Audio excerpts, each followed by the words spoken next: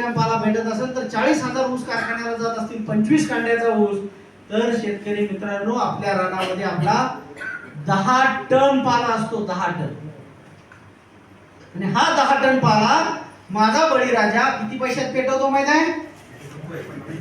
1 पैसा. 8 आण्याची काडी पेटी, एका काडीची किंमत 1 पैसा. 1 पैशामध्ये ह्यो आपला शेतकरी 10 टन पाला पेटवतो. तुमच्या शेतकऱ्याच्या सोप्या भाषेत सांगायचं झालं तर या 10 टनापासून 4 टन सेंद्रिय खत तयार होते.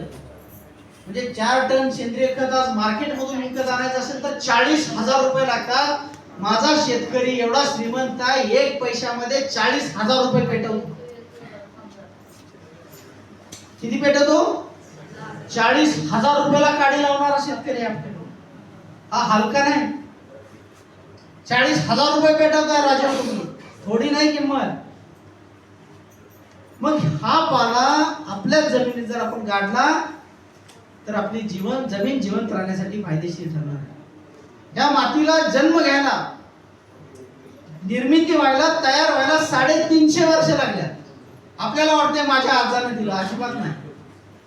आजा खाली आता खाली जाणे वाला आहे.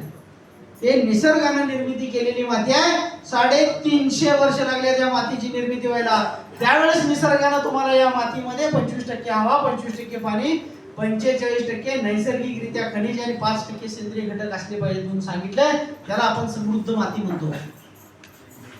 परंतु आता आपण त्या मातीचा माती केलेली आहे. माती केलेली आहे. कशामुळं? एक पीक पद्धत, पीक पाठोपाठ पीक, जमिनीला विश्रांती देणं बंद केलंय, अमाप रासायनिक खतांचा वापर केलाय आणि सेंद्रिय खतांचा वापरच बंद केलाय आणि पाणी भरपूर पाजलंय. या सगळ्या गोष्टीमुळे जमिनीचा पोत पूर्णपणे बिघडलाय. मग एवढं चांगलं जर पाचट आपण 10 टन पाला जर आपण आपल्या जमिनीत ठेवला तर मात्र 3 ते 4 टन खत मिळणार आहे. आणि हे खत का गरजेचं आहे तुमच्या माहितीसाठी सांगतो. या मातीशास्त्राचा एक नियम आहे. मातीतून जेवढं उत्पन्न काढतो तेवढं त्या मातीला दिलं पाहिजे. मातीशास्त्र काय म्हणतंय? बाबा माझ्या मातीतून किती उत्पन्न काढताय त्याच्या 1/3 द्या. म्हणजे 100 टन उत्पादन काढत असेल तर कमीत कमी 33 टन तरी मला काहीतरी द्या. मग त्याला काय द्यायचं आहे? तर त्याला वेगवेगळे सेंद्रिय पदार्थ द्यायचे असतात. त्यातला सगळ्यात महत्त्वाचा घटक आहे पाला, ऊसाचं पाचट. कारण या पाचटामध्ये नत्र आहे, पूरद आहे, पालाश आहे, सूक्ष्म अन्नद्रव्य आहेत. सगळ्यात महत्त्वाचं आपल्या जमिनीमध्ये जे जीवाणू असतात या जीवाणूंचं खाद्य सुद्धा त्या पाल्यामध्ये. जर हा पाला चांगल्या पद्धतीने आपल्या जमिनीत डिकंपोज झाला, कुजला, तर त्याच्यापासून फायदेशीर जीवाणू निर्मित होतात आणि आपण टाकलेलं प्रत्येक खत हे पिकाला मिळू शकतं. जीवाणू असतील तरच पिकाला खतं लागू होऊ शकतात. माहित आहे का तुम्हाला? माहित नसेल तर सांगतो. जसं आपल्याला भूक लागल्यानंतर आपण गहू खातो का? समजा असा प्रसंग घडला, आज रात्री घरी गेला तुम्ही आणि तुम्हाला एक ताट वाढलं. त्या ताटामध्ये 1 वाटी गहू, 1 वाटी तांदूळ, 2 वांगी दिलं आणि जेवण करा म्हणून सांगितलं. काय करणार? काय तर करायला पाहिजे. काय करणार? अशी परिस्थिती आज आल्या. 6 तारखेला संध्याकाळी मागल्यात अशी परिस्थिती झाल्या 50 जणांच्या घरात. काय करणार? बोला, त्याशिवाय पुढे जात नाही. कोण बघत बसणार? अजून 10 प्रतिक्रिया घेणार मी. बिंदा सांगा, हे काय म्हणत नाही. मुख्यमंत्र्याच्या बहिणी आहेत त्या, काय म्हणत तुमचं आमचं काय घेऊन बसलं सांगा. कोणी ताट सरकून देईल, कोणी रुसून बसल, कोणी फुगल, कोणी ताट फेकून देईल. बरोबर आहे. कोल्हापूर सांगलीत जन्म झाला म्हणजे जिभीवर काय असतं?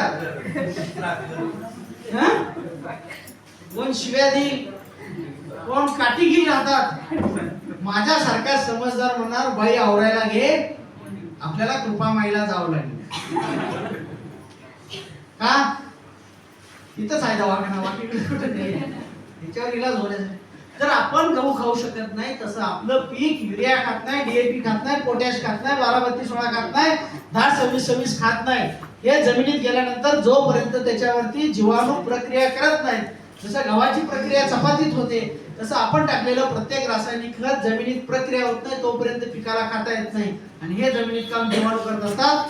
जीवाणू सुद्धा एक सजीव प्राणी आहे. त्याला जमिनीत पोटाला खायला मिळालं तर तो जिवंत राहतो आणि तर मगच हे काम करतो. म्हणून पाचटापासून जीवाणूंच्या पोटाची सुद्धा व्यवस्था होते. म्हणून आपल्याला पाचट ठेवावं लागणार आहे. आता अजून आणखीन या पाचटाचे फायदे काय? जर आपण पाचट ठेवलं तर 3 टन खत मिळालं, जीवाणूंच्या पोटाची व्यवस्था झाली, जमिनीचा पोत सुधारतो, सेंद्रिय कर्बाचं प्रमाण वाढतं, रासायनिक खतांची कार्यक्षमता वाढते, पाणी कमी लागतं. ज्यावेळेस आपण पाचट व्यवस्थापन करतो त्यावेळेस जमिनीला लागणारं पाण्याचं प्रमाण सुद्धा कमी लागतं आणि नैसर्गिकरित्या तणांचा बंदोबस्त होतो. सरीमध्ये आपण पाला ठेवतो, गोदावर तणाचा प्रश्नच येत नाही, त्यामुळे नैसर्गिकरित्या तणांचा बंदोबस्त होतो आणि नत्रापासून सिलिकॉन पर्यंत सगळ्या अन्नद्रव्यांचा पुरवठा या पाचटाच्या माध्यमातून केला जातो.